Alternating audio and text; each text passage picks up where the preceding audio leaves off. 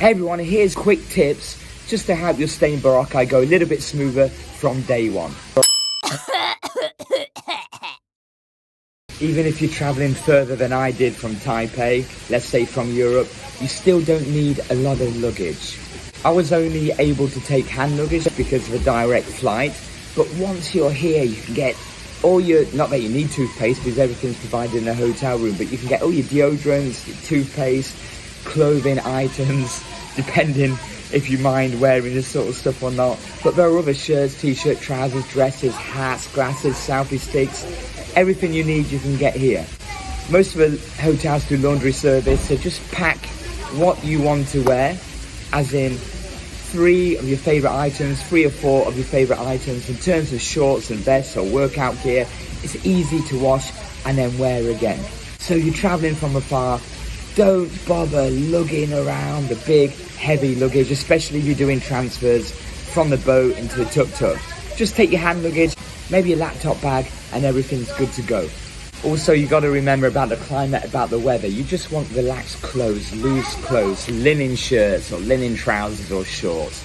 Everything's relaxed. You're not going out to feel uncomfortable. You want to feel comfortable with what you're wearing. This links into the first topic, mosquito spray. Look, there are mosquitoes around, but not as many as in some countries. You can get mosquito spray here. You can get after sun here, lotion as well. In the area, they have got a Watsons, they have got pharmacies, they have got your 7-Elevens which sell all these essential items, but they are needed, but not as much as you may think, so you don't need to put them in the luggage. Locations. Boracay split up into 3 sections. You've got section 1, section 2, which is obviously in the middle, and section 3. Now, each section has their own kind of, some kind of supermarket or shops or tourist area, but they all lead onto the same beach. So as soon as you get there, if you're not already aware, find out which section your hotel is. And then first explore your own section, and then visit other sections and just get your bearings a little bit better. In case you do get lost, you can ask someone, excuse me, where's section 1? Try and get some landmark what you recognize as well. For example, KFC is outside of my hotel between the hotel and the beach. So every time I'm making my way back to KFC, find a reliable landmark that you recognize. Currency exchange. You can get a good rate at the hotels. I tried a couple of different places to see what the exchange rate was. Then I realized it's less hassle, and if any difference, not much difference with the currency rate, what your hotel would give you. It saves you having to carry your wallet around, show that you're exchanging money, just to be on the safe side. Do it through the hotel. Normally, it's also cheaper than the bank rate back in your country. For example, Bank of Taiwan, the hotel rate here in Boracay was better.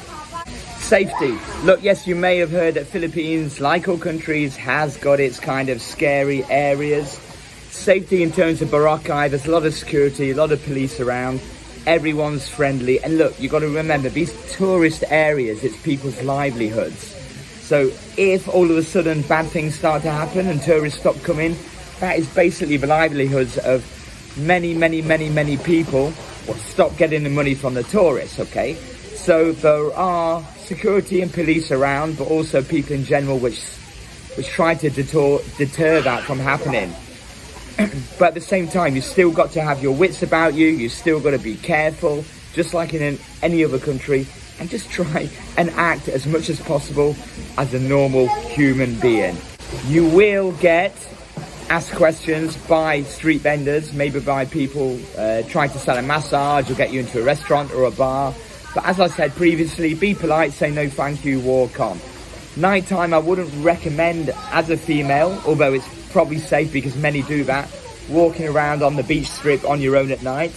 But look, it's not to say that it's totally not safe, but you know, just take care out there. There are a lot of transgender workers, and other kinds of nightlife workers walking around as well. Sometimes it's difficult for people to notice who is who, but again, just be careful, just be safe.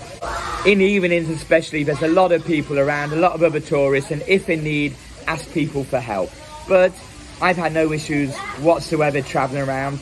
I am, used to the Asia way. I lived in the Philippines before, but still, I'm always trying to be as safe as I can in all situations. Also, maybe common sense, but not a lot of people use it all the time, and some common sense is not always that common.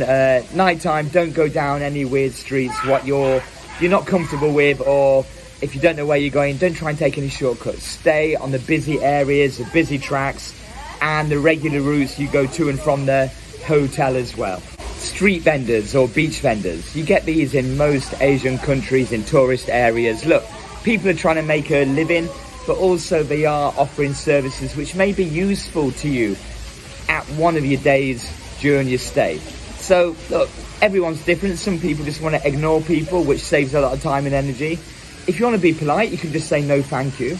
You may have to say a lot of no thank yous, but you can just make it clear in a polite way that you're not interested if you're not. Now, the services, what they do offer, for example, if you want a helicopter, or you want jet skiing, or you want a boat trip, or island hopping, as you saw in my previous videos, all the videos in the link in the description, what's connected to Boracay, they offer some good services. And look, if you strike up good, reliable friendships, okay, you can get some good honesty as well. But your hotel should offer same or similar services. For example, my hotel offers the same services at a very good price, and it saves all the hassle because it's directly from the hotel. They deal with any issues. For example, my two friends, what I met from Taiwan here, they had already prepaid for our island hopping trip, but after I realized we didn't do any island hopping, so we paid a bigger price, and all it was a boat trip. So in terms of this, I knew what I know now. I would have pointed them in the direction just doing it directly through the hotel. More reliable, you get the fair price, and you can ask questions what exactly it is. When negotiating with street vendors, look, they are going to try and get as much money as possible. You got to remember, it's what you're happy to pay with and how much you need. They want to make the sale, you need something, but it's what you're able to afford or what you think is reasonable value for yourself. Don't worry so much about getting the lowest possible, okay? Unless you really enjoy that kind of thing. But if it's value to you, then go for it.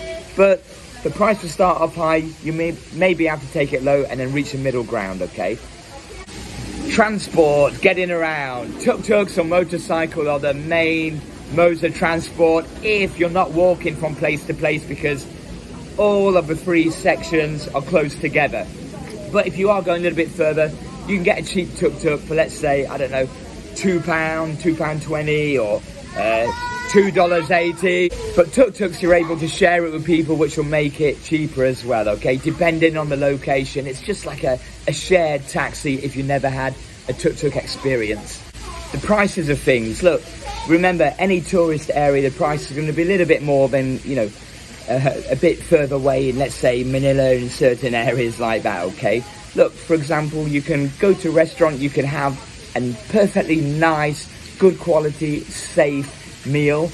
Anything ranging from about £3, so what, about $4.20, all the way up to, if you want, £8, £15, £20, okay? The range is there. You can get good quality at all ranges. If you want a snack, you can get a hot dog for about 50p. So what's that, like 80 cents? You can get some fries. They've got fast food as well, okay? It's not that expensive compared to other holiday destinations, for example, Bali.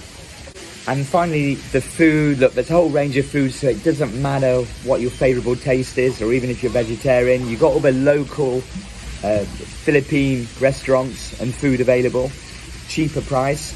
Then you got the hotel restaurants, or you got buffets. Now you got restaurant buffets which you can pay to even if you're not a resident of a hotel. They range from anything from £5, which you saw in a previous video I did, all the way up to about £15 or even more if you want. You got all your fast food, you got your KFC, you got the Jollibee, I think there's a Burger King, you got Starbucks, there's local snack stores as well, which is going to be cheaper. There's hot dogs, there's fries, and potato wedges, vegetables, there's fruit. Okay, so there's a range of things that you can get at different prices, but again, all affordable prices compared to other tourist areas. And It doesn't matter what you like, what you don't like, you'll find something that you do like, I guarantee it.